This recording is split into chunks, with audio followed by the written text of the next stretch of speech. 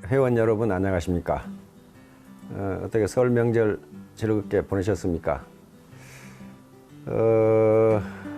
저희 어렸을 때는 설 같은 명절이 돼야 이 떡국도 좀 먹고 떡도 먹고 그리고 설빔 즉 새옷이라든가 뭐 양말 같은 것도 얻어 신고 그래서 설 명절이 굉장히 기다려졌는데 요즘은 뭐 평소에도 뭐 먹고 싶으면 얼마든지 떡 먹고 뭐 김도 먹고 떡국도 먹고 그래서 뭐 별 새로운 것을 먹는 건 아니지만 그래도 가족이 함께 모여서 먹는 그런 떡국이라든가 떡들이 아마 훨씬 맛이 있었을 겁니다.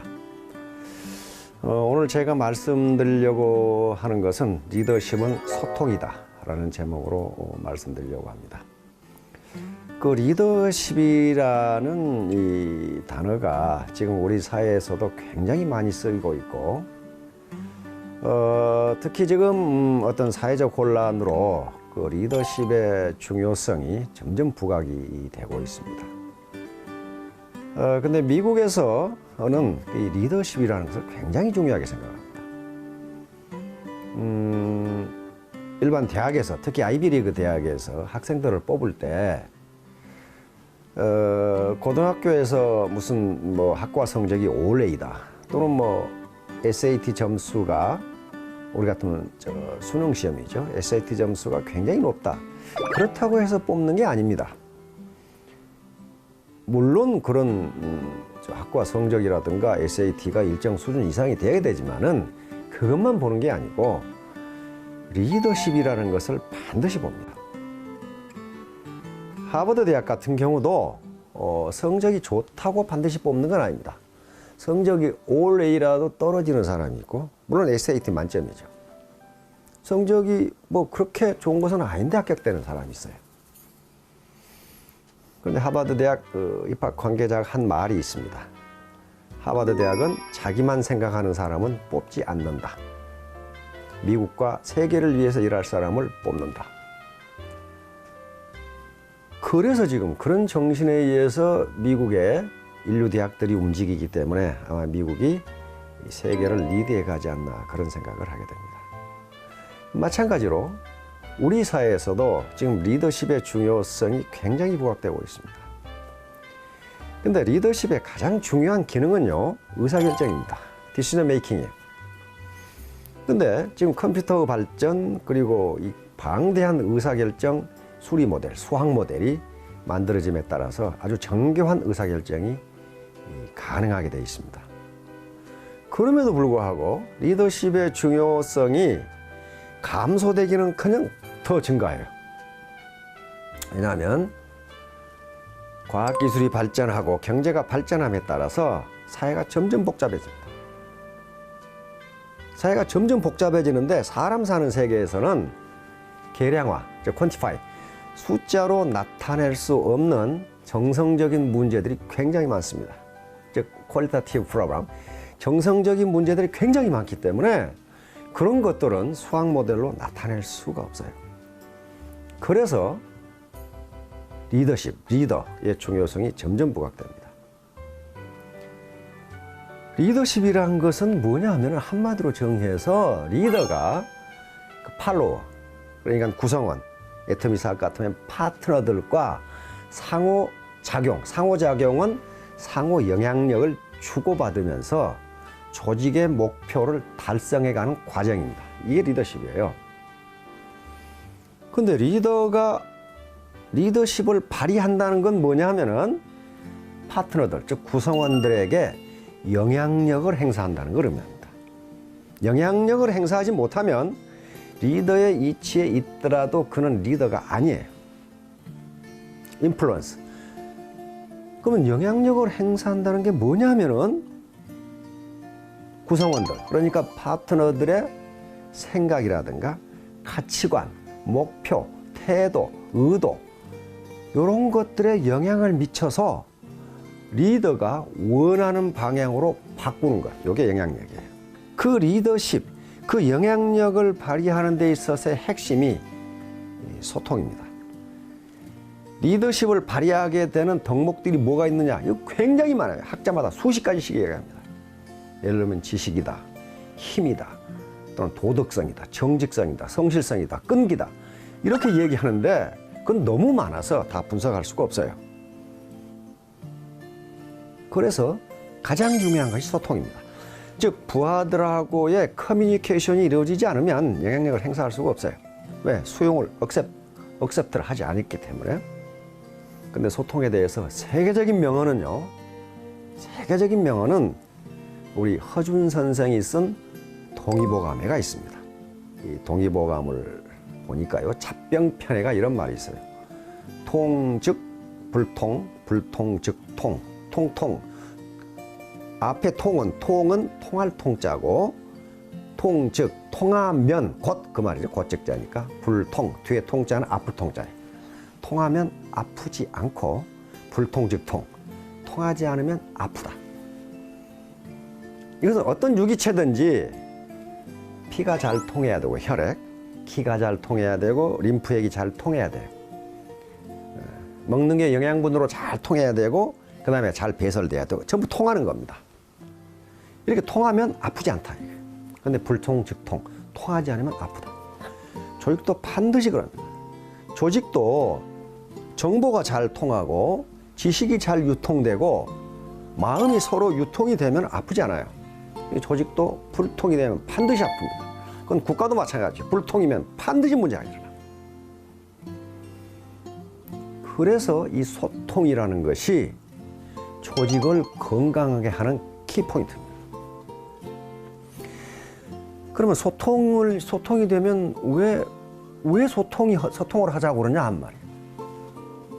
제가 원데이에서 늘 강의한 바와 같이 불통은요, 개별지성으로 조직이 움직이는 겁니다.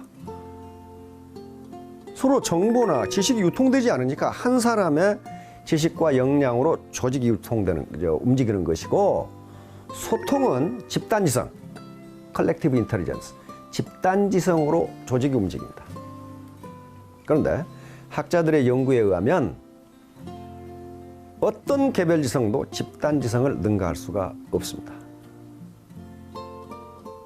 그것이 유명한 속담, 못난 갓파치 셋이 제갈량을 이긴다는 겁니다. 실제로 제갈량은 그렇게 명령을 내렸어요. 총나라 승상이면서 최고 권력자인데 내가 하는 결정이, 내가 하는 말이 반드시 맞다고 할 수 없다. 그래서 공문이 내려가면 여기에 대해서 이의를 제기하라고 그랬어요. 제갈량 같은 그 신출 기모라는 인재가, 근데 실제로 말단 공무원이 이의를 제기했어. 이건 이래서 틀리고 저건 저래서 틀리고. 다른 공무원들은, 다른 관료들은 제 자식 죽었다 생각했죠. 근데 제갈량은 그 말단 관료를 불러들여서 크게 상을 주고 이 공무원처럼 하라고. 제갈량은 역시 현명한 사람이라 집단지성이 개별지성보다 우월하다는 것을 알고 있었어요. 무슨 상급자가 이 부하들 방마다 돌아다니면서 이야기하는 거, 그거 소통 아니에요. 그건 소통 아니고 상대방의 말을 들어주는 거예요. 일반적으로 경영학자들 그리고 유명한 CEO들이 한 말이 무슨 말이냐 하면은 3분의 2를 듣고 3분의 1을 말한다, 이렇게 이야기합니다. 그런 회사는 반드시 잘 돼요. 반드시 잘 돼. 재계일치 같은 사람들 잘 돼요. 그런데 자기가 일방적으로 얘기하는 건 소통이 아니에요. 그건 명령이나 지시지. 그래서 반드시 소통은 투웨이 아주 최소한 투웨이 커뮤니케이션이 가능할 때 그게 소통이에요. 바람직한 것은 다중 커뮤니케이션이에요. 말티레터럴 커뮤니케이션이 돼야 돼요. 많은 사람과 의견을 나누고, 그리고 부하들 간에도 서로 다중 커뮤니케이션이 될 때 진짜로 커뮤니케이션이 됩니다. IMF 사태 이후에 많은 기업들이 워크아웃에 들어갔어요. 기업 회생 작업이라고 그러죠. 워크아웃에 들어가가지고 이제 주거래은행에서 기존의 CEO를 새로운 CEO로 바꿨습니다. 근데 그 중에 많은 기업들이 망하기 일보 직전에 CEO를 바꿨는데 그게 초일류 기업으로 바뀌었어요. 많은 기업이 초일류교로 바뀌었다. 근데 그것이 기업이 회생하는 과정을 보면은요, 새로운 CEO들이 망해가는 기업을 살리는 과정의 첫 번째가 뭐냐면 소통이었어. 기업은 그 특성상 같은 해에 입사한 사람끼리 치열한 승진 경쟁을 벌입니다. 모든 조직은 피라미드 구조니까. 그러면 자기가 승진해서 우위를 정하기 위해서는 자기만이 알고 있는 노하우가 있어야 돼요. 정보가 있어야 되고 지식이 있어야 돼요. 그러니까 기업의 구성원 각각이, 모든 사원들이 자기 정보와 자기 지식을 누구에게 공개를 하지 않는 거예요. 내가 가지고 있어야 내가 우위를 점하고 승진을 하니까. 새로운 CEO들은 그걸 알았어요. 그러니까 지식이나 정보는 서로 나누면 2배가 되고 몇 배가 되는데 자기 걸 가지고 내놓지 않는 거예요. 그래서 인트라넷을 만들고 거기에 CEO부터, 리더죠. 새로운 리더부터 자기가 가지고 있는 모든 인포메이션, 회사가 가지고 있는 모든 정보를 인트라넷에서 공개하기 시작하고, 사원들에게도 자기가 가진 정보를 또 이 지식을 공개하라고 계속 독려를 하고 서로 의견을 나누고, 이 과정을 계속 거쳐서 기업이 회생하는 그 기업들이 굉장히 많았습니다. 이 모두의 리더십은 소통이다, 이렇게 말씀드렸는데요. 소통이 되지 않으면 리더십은 발휘 안 됩니다. 그러면 리더와 파트너들 간의 소통이 되려면 리더가 반드시 지식과 인격 면에서 우위에 있어야 됩니다. 그러면 문제는 소통은 강자의 논리라고 그랬어요. 예를 들면 과장이 사장님한테 가서 사장님 소통합시다, 그렇게 되지 않습니다. 위에 사람이, 강자가 소통을 할 때만 소통이 돼요. 그런데 그 소통을 구성원 또는 파트너들 또는 팔로워들이 받아들일 때만 영향력을 미쳐요. 그러면 그걸 받아들이게 하려면 어떻게 해야 되나 하는 문제예요. 그것은 반드시 리더가 팔로워들보다 몇 가지 측면에서 우위에 있어야 됩니다. 우위에 있지 않으면 받아들이질 않아요. 에머슨이라는 사람이 있습니다. 랄프 waldo 에머슨. 자, 가끔 예를 든 사람인데요. 오늘날 미국의 프라그마티즘 정신, 개척 정신, 독립 정신, 도전 정신, 이런 것의 바탕을 이루는 사상을 정착시킨 사람이 에머슨이라는 사람인데, 그 사람이 한 명언이 있어요. 당신이 나를 끌어올리려면 나보다 높은 곳에 있어야 한다. 아주 명언입니다. 리더가 파트너들을 끌어올리려면 리더가 파트너들보다 높은 곳에 있어야 돼요. 낮은 곳에 있는 사람은 끌어올릴 수가 없어요. 다시 말하면 리더가 파트너들이 자기를 추종하게 하려면은 파트너들보다 무언가 높은 곳에 있어야 된다. 그런데 거기는 크게 2가지가 있습니다. 하나는 지식이고 또 하나는 품성 또는 인품 또는 인격이라고 말해줬어요.